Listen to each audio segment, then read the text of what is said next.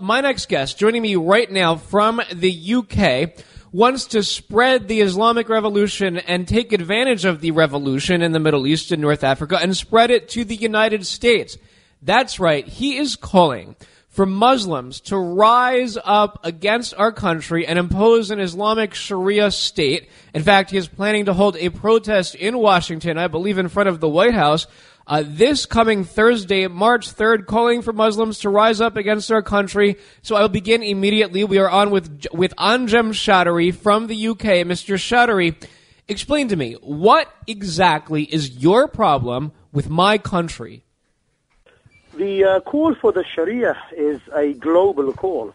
So it's not necessarily the American government in particular, but rather every government in the world today do not implement the Sharia. And therefore, as much as the Muslims need to rise in Egypt and Tunisia, Jordan and Libya, etc., in order to remove the oppression of man-made law and the hegemony of people who are dictating, then as much they need to rise in America and in Britain and other places where they live in order to establish the law of God. And according to the American government's First Amendment, everybody has a right to establish their religion. So our religion involves as well removing the political system, and it has its own unique ruling system and judiciary, economic and social system, etc. So Islam is the whole package. It's not like any other secular belief in the world nowadays. Mr. Choudary, that is a fundamental misunderstanding, misreading of the Constitution. Yes, the United States law calls for freedom of religion, but it certainly does not dictate that one religion should rise up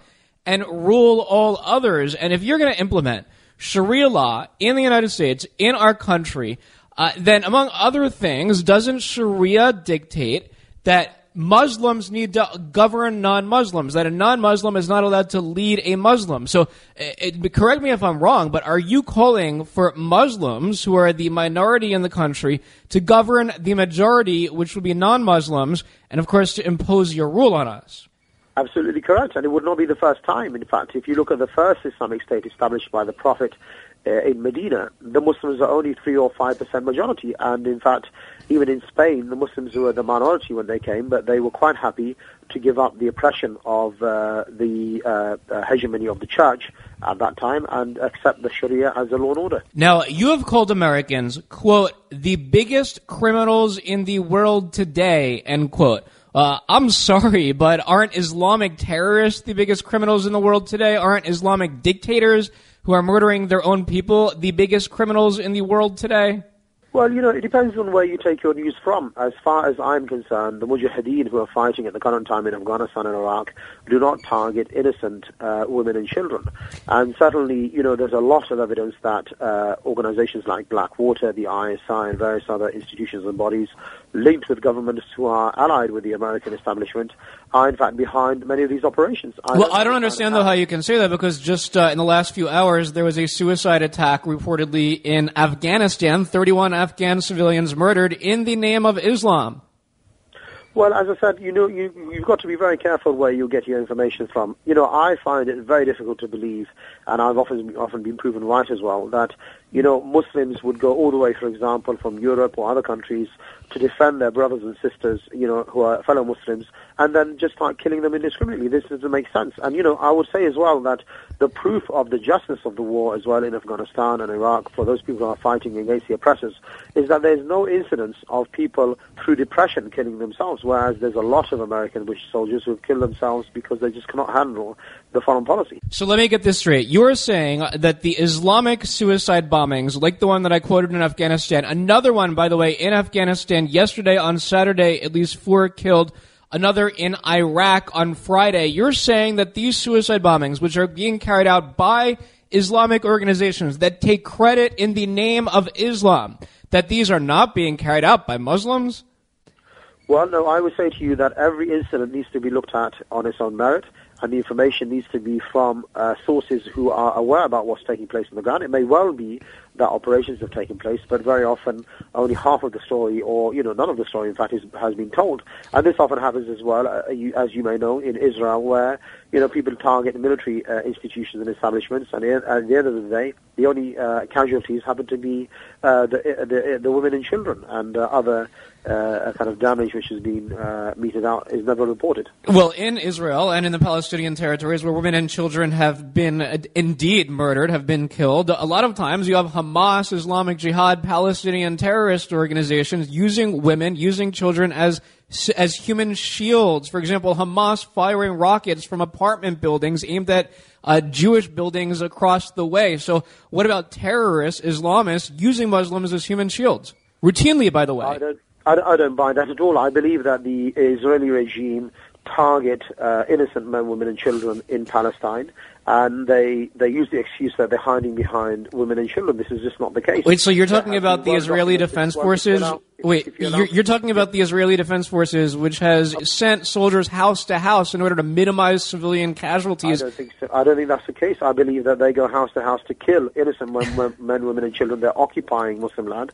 And I would say to you as well that it's very fine for the American government to call Sheikh Osama bin Laden and the Mujahideen heroes and freedom fighters when it suits them, when they're fighting against the Russians. But suddenly, they've become enemy number one when it does not suit the U.S. foreign policy. That's why. Well, they became enemy number one after Osama bin Laden carried out his murderous jihad on American soil and killed almost 3,000 innocent men, women, and children, civilians, by the way.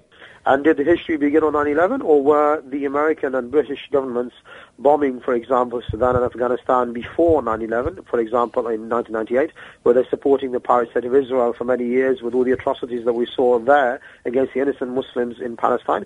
We can go on and on. I think that history, is something which you need to take into perspective. Indeed, and history is something that you should take into perspective because it is ridiculous to argue that 9/11 was carried out as a response to American policy when Al-Qaeda itself, when Osama bin Laden himself announces that this is a jihad to spread Islam around the world by the sword. And I'm not sure exactly what you're referring to by the so-called pirate state of Israel and the atrocities against so-called innocent Muslims. I mean, Israel gave the Palestinians territory, brought back Yasser Arafat, gave him a fiefdom, only to get a series of terrorist wars waged against Jewish civilians. Anyway, we are speaking with British cleric Anjem Choudary. He is in the UK, and he's planning to lead a protest this week against the United States government, calling on Muslims to rise up and impose Sharia Islamic law. Mr. Choudary, do you actually believe that you are going to get a visa to enter America in order to lead such a protest? Well, ultimately, as a British citizen, having been born here in England, I don't need to have a visa because I think there's an arrangement between the Americans and British. Obviously, there are entry documents which need to be signed and some declarations that you've never actually been arrested or, prosecuted for terrorist-related offences, which I can quite easily do. I've never been convicted of any criminal offence, so I don't see that there should be a bar. But weren't you previously a leader of al-Muhajiroun, which is outlawed in the United States, which is outlawed in the UK, which is allied with the goal and ideology of Osama bin Laden? I was never personally convicted of any crime, so you're innocent until you're proven guilty. You cannot have it both ways. You cannot say you're guilty even though I've never been prosecuted. How does that work? So you have said before that the flag of Islam will fly over the White House. Do you believe that this will actually happen? Do you believe the flag of Islam will one day fly over the White House? Well, I mean, there are a lot of narrations of the Prophet where he told us about the good news. One of them, in fact, is that he said the day of judgment will not come until a group of my people conquer Al-Baytul Abiyad, the White House. So this is something which we know from narrations of the Prophet. And as well, the Prophet said, Allah showed me the east of the east and the west of the west, and the authority of my ummah, my nation, was over the whole of it. So that obviously incorporates as well America and Britain and every other country. So I do believe as a Muslim, every part of the world would be governed by the Sharia. So, symbolically, the flag of Islam will fly from every single country, every single nation. The flag of Islam will fly from every single country, every single nation. We are speaking with a British cleric, Anjem Choudary, who, as I pointed out, is also a former leader of al-Muhajiroun, which supports the goals and the ideology of Osama bin Laden, of Al-Qaeda, and the worldwide jihad. Al-Muhajiroun is now outlawed in the UK. Its leader, who I, by the way, spent a weekend with in 1999, Omar Bakri Mohammed, now living in exile in the Middle East. Mr. Choudary, we're going to take a quick break.